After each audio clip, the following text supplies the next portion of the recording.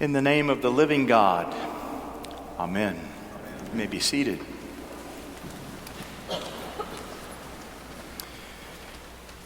So Pat gave explicit instructions not to talk about her in this service. Just focus on God, she directed. But seeing as how obedience was not always the supreme virtue that informed Pat's actions in this mortal life, I'm hoping she might allow a little heavenly grace as we celebrate her life while commending her to God today. Celebrating and commending. I assure you these two purposes are converging aspects of our work at hand, which culminates in the assurance of resurrection life that Pat now enjoys in the fullness of light and joy. She had so long waited to cross that threshold. And any tears we may shed today, may they serve as prism through which we may see her in that light, that resurrection light. So light is the homiletical theme I'd like to trace, if I may. From her earliest days when Pat lived in a lighthouse on an island off the coast of Western Canada where her father worked, Pat has borne a light in her life that has always oriented to the least, the lost, and the lonely, sometimes at the expense of the comfortable.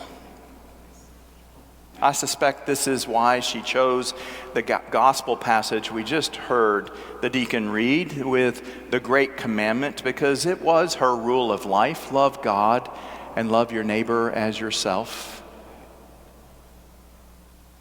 It's not lost on me that she also chose the passage from Resurrection in which Paul gets to call someone fool. But I digress. Gentle, gracious, intuitively compassionate was this Pat Taylor whom we love but see no longer.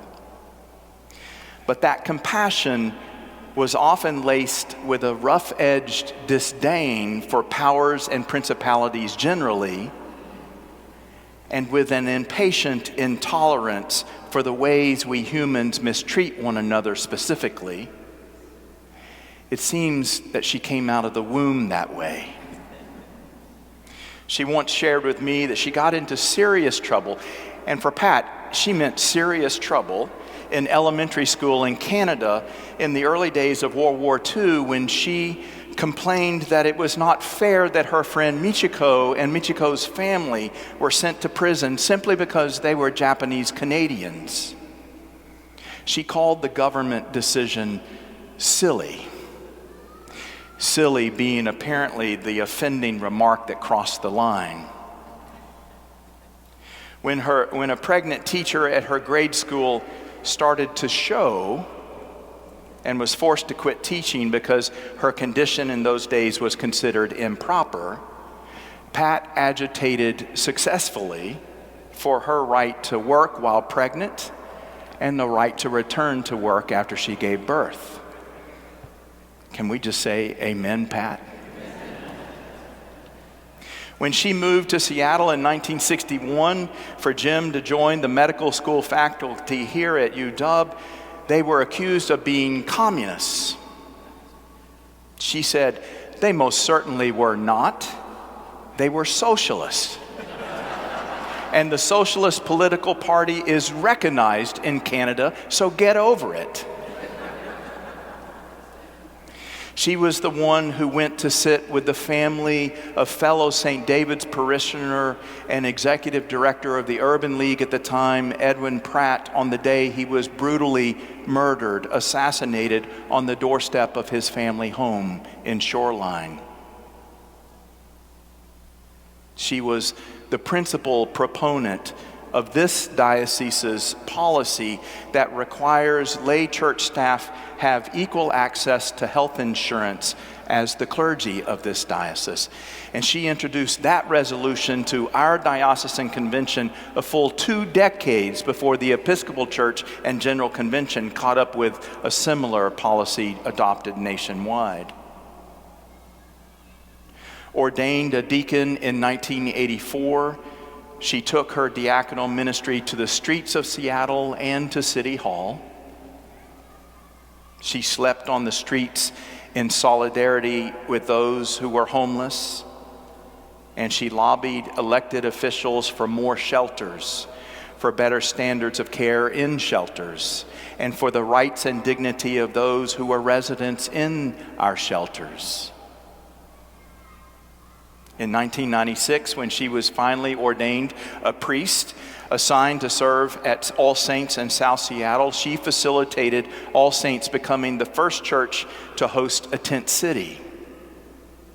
And when she retired in 2001 and joined the St. Mark's Cathedral community here, she lobbied successfully for this community, this cathedral, to host Tent City, which it still does nearly a quarter century later.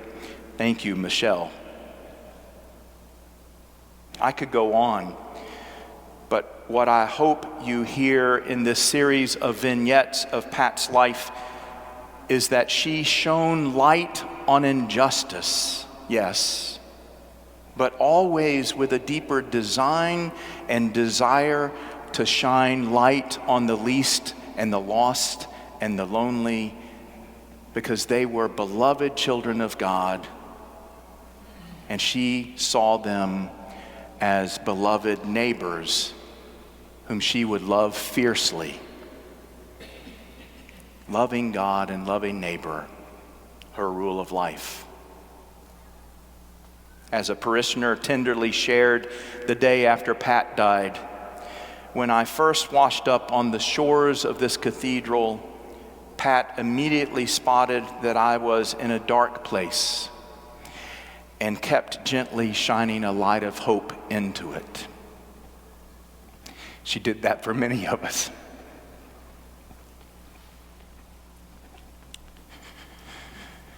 Pat changed lives through advocating for institutional and systemic change, but also by just offering a loving shoulder, a listening ear, a steadfast faith on which another could lean whenever they needed.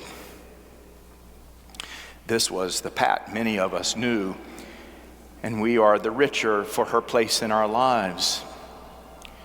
She served across her lifetime as teacher, nurse, deacon, priest, pastor, role model, and mentor to many, all while serving as matriarch to her family and as a mothering spirit to countless souls in the church and the world, gently shining a light of hope into the dark places of life.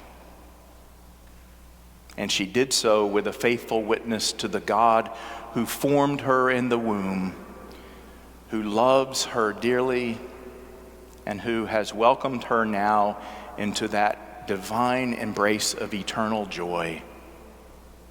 It is by this light of resurrection hope, friends, which Pat shared so beautifully in this life, that we can even possibly be about our work today of celebrating her life and commending her to God and comforting any who mourn. Yes, even at the grave we make our song, Alleluia, Alleluia, Alleluia. Pat would desire nothing less from us today, nothing less in our care of one another, to which I can only add, well done, good and faithful servant. Well done.